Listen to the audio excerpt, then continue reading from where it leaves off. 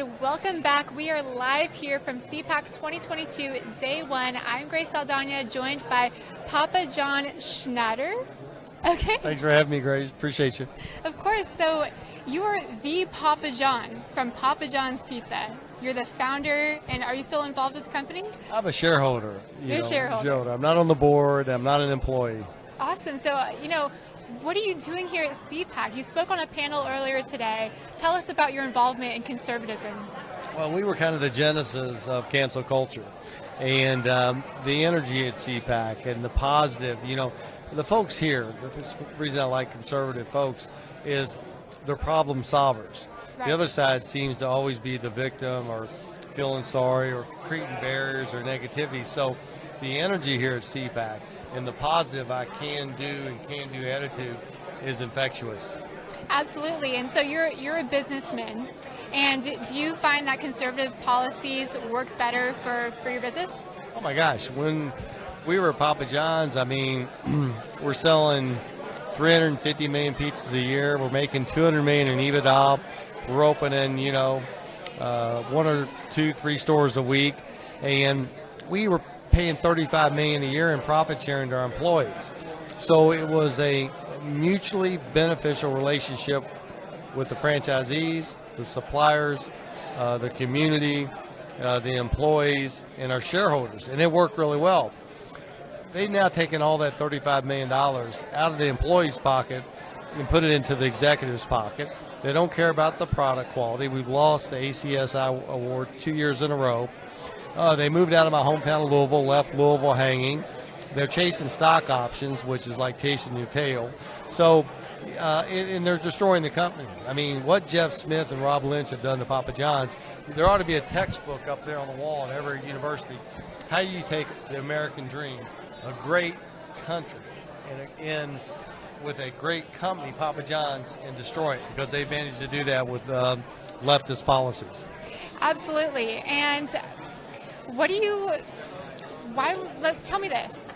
You've been very successful. Your business is all over the nation. Why risk it? Why risk your reputation for politics? Well, if you see evil and do nothing about evil, you're evil. What they're doing to humanity, pharmaceuticals, processed food, academia, judges getting paid off, politicians getting paid off, Afghanistan, devaluation of the dollar, fiscal policies destroying the working class with inflation, the border crisis, the meth crisis, child trafficking. The thing is so corrupt that if you're as blessed as I am and you have the American dream and you have the resources and you sit back and do nothing, that's inexcusable. And that's, I just left an interview. They said, what would you tell young kids? Because young kids are afraid to speak their mind because the folks on the left attack them. And, why is that? Because when you speak the truth, you take all the left's power away from them. So if you want to take the power, if you want to dismantle these folks with this false, disingenuous, loser, left policies are losers, the standard of living is going to go down. Third element of the Declaration, pursuit of happiness. They've got the country so divided, I don't think we're as happy as a nation as we were 20 years ago. I so agree. these policies are destructive. They're inhumane. And, whether you're a left or right at the electoral level, you're just good people. You're trying to pay your bills. It's that upper leftist progressive elite. They will scorch the earth to stay in control. They have no regard for humanity. Look at women and children on the border. Look at Afghanistan. Do you realize how many women are getting raped right this second? How many kids are getting molested because this administration, with its generals, left those peoples behind without any military to protect them? And they have no conscience about it. You never see anybody on the mainstream media going, oh my gosh, we pulled the troops out. We pulled our troops out, left Afghanistan's hanging, and so-and-so got murdered, and so-and-so got raped, and they sold the children to whatever these people have no regard for humanity. And that makes me aggravated. They care more about politics than they do their country and their constituents. It's really sad. They have an ideology that believes that the pie is only so big, and the only way I'm going to get my piece bigger, the aristocrats, is shrinking all the little guys, the middle class. At Papa John's, we started with $1,600 worth of used restaurant equipment. The company today is worth $4 billion. Incredible.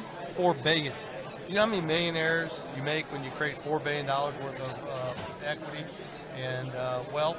And so we always believe the pie, make the pie bigger, and we all win together. The ideology of the left, the aristocrats believe, no. If I don't take some of your pie, there's nothing left over. Right. I.e., they control and power wins the day with these people versus collaborative alliances, win-win, and let's do this together and let's make the pie bigger. That's such an incredible and inspiring message, honestly, and I'm really happy to hear that you're truly in this to help the people and to shed light on what the Democrats are doing to this country. And you're right, it's all about political power for them. They don't care about you and your mortgage and your expenses.